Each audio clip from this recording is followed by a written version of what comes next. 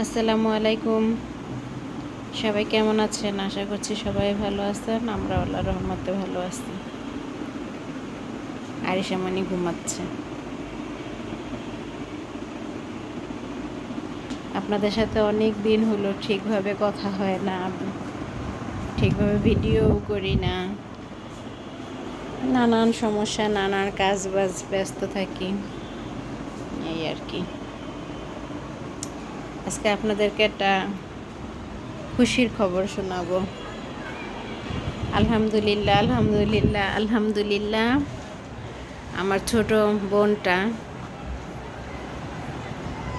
গত 2 দিন ব্যথা সহ্য করে, কষ্ট করে, ধৈর্য ধরে কন্যা সন্তানের মা হয়েছে। না, কে এসেছে? ইকরামণি বলো তো। মানহা এসেছে না? এই আর কি। আমার বোনটার আল্লাহর রহমতে অনেক ধৈর্য। দুই আর কি, গতকাল সন্ধ্যা 7টা থেকে আজকে মাগরিব পর্যন্ত একটানা ব্যথায় কষ্ট করেছে। তারপরেও হাল ছাড়েনি বা সিজারের জন্য বলে নাই, সহ্য করছে। মাশাআল্লাহ, অনেক ধৈর্য। আমি হইলেই হয়তো, আমার আম্মু আমাকে বলতেছে যে তুমি মনে হয় পারতা না এরকমের ধৈর্য ধরতে। আর আমার মেয়েদেরকে তো আমি সিজারি করাইছি আমার মেয়েদের সময়। আর আমার মেয়েরা তো দুইজনেই সময়ের চাইতেও 1 মাস আগেই হয়ে গেছে।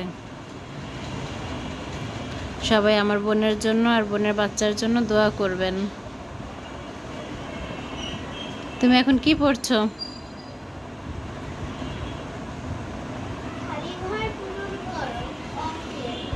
খালি ঘর পূরণ না? ঠিক আছে, করো।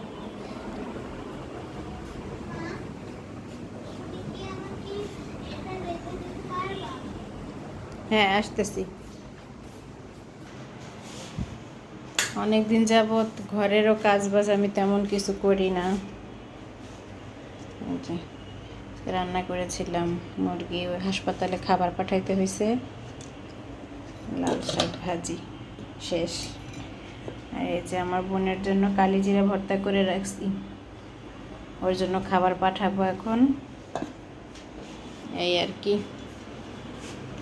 আসলে আমার কিছুদিন আগে জ্বর হয়েছে, তো তারপর থেকেই একটার পর একটা সমস্যা আমার আছেই। শরীর ব্যথা, মাথা ব্যথা, আবার ঘাড়ের পেছনের রগে ব্যথা করে। এই যে দেখেন আর একটা জিনিস, ওকে দেখাই গেলাম না, মাত্র ওই বালিশে শোয়া ছিল, ওই দেখেন পোলট্রি মেরে ওইখানে চলে গেছে। আর বালিশ ছিল ওর পিঠের পিছনে। এই যে এই হচ্ছে তার ঘুমের অবস্থা। রাতের বেলা এরকমের করে, এর জন্য আমরা ওকে সাইডে নিয়ে ঘুমাতে পারি না, ওকে মাঝখানে দিতে হয়। ওর বাবা এক পাশে, আমি আর এক পাশে।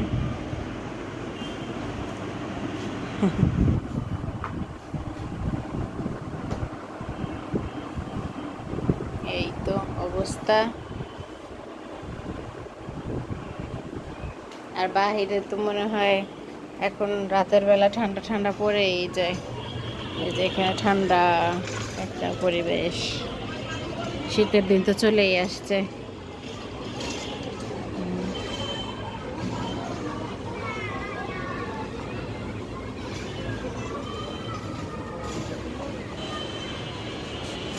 গাছগুলি শুকিয়ে গেছে। ইকরামণি মাঝে মাঝে পানি দেয়, আবার দেয় না। আর আসলে এটা কি গাছ আমি সঠিক জানি না। এই গাছটা আমার ভাইয়ের বউ দিয়েছিল। গাছটা প্রচুর কাটা, আর সেগুলি ধরতে চায়।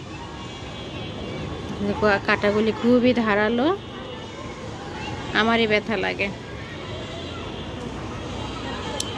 ভিডিওটা এই পর্যন্তই। আশা করছি ভালো লাগবে।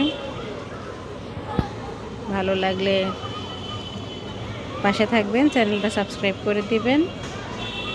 আল্লাহ হাফেজ।